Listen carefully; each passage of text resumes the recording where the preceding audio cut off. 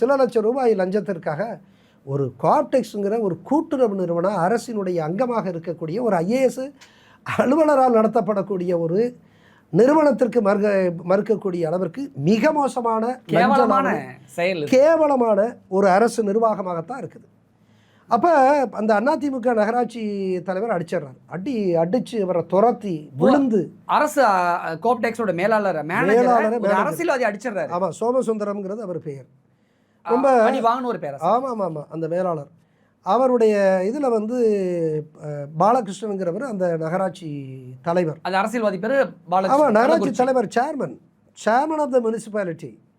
அவர் அதிமுக ஆளுங்கட்சியை சேர்ந்தவர். அதிமுக ஆமாம் ஆமாம் ஆமாம், ஆளுங்கட்சி அடித்து கீழே விழுந்து அவர் அப்படியே 2 நிமிஷம் அப்படியே மயக்கமான நிலையில் அப்படியே பப்ளிக்ல பொது இடத்துல ஏழாவது இடத்துல நகராட்சியினுடைய அலுவலகத்தினுடைய முகப்புல முன்பாக வாசல்ல பொதுமக்கள் பார்க்கிற. ஆமாம், இந்த கொடூரத்தை அவங்க வந்து எனக்கு அவருக்கு மேலே இருக்கக்கூடிய அந்த முதுநிலை மேலாளர். அப்போ இங்கே யார் சார் சிஎம்?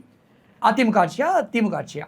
ஆமாம், அன்றைக்கு அதிமுக ஆட்சி. அதிமுக ஆட்சி. ஆமாம், அதிமுக ஆட்சி. செல்வி ஜெயலலிதா அவர்கள் தான் இப்போ சிஎம்மாக இருந்தாங்க. இதான் நிலவை. இந்த விஷயம் அவங்களுக்கு தெரியுமா ஜெயலலிதா அவர்கள்? அவங்களுக்கு கண்டிப்பாக தெரிஞ்சிருக்கணும். எனக்கு அங்கேருந்து அந்த ஆரம் சொல்கிறாரு, எங்களுடைய ரீஜனல் மேனேஜர் மண்டல மேலாளராக இருக்கக்கூடிய பார்த்தசாரதி என்பவர் உடனடியாக எனக்கிட்ட வந்து அலைபேசியில் சொல்கிறார். எனக்கு கோபம் வரும். என்னுடைய ஊழியரை லஞ்ச லாவணியத்திற்காக ஒரு ஊழல் செய்கின்ற ஒரு அரசியல்வாதியை அடித்ததுங்கிறது என்னால் பொறுத்துக்க முடியலை. நான் உடனடியாக வந்து நீங்கள் போய் கள்ளக்குறிச்சி காவல் நிலையத்தில் நீங்கள் வந்து புகார் கொடுங்க, எஃப்ஐஆர் பதிவு செய்யணும், விசாரிக்கப்படணும், குற்றவாளியான அந்த நகராட்சி தலைவர் அந்த சேர்மன் கைது செய்யப்படணும், குற்றவாளி கூண்டில் வழக்கு தொடர்ந்து அவர் மேலே தண்டனை வாங்கி கொடுக்கணுங்கிற அளவுக்கு எனக்கு கோவம் வருது.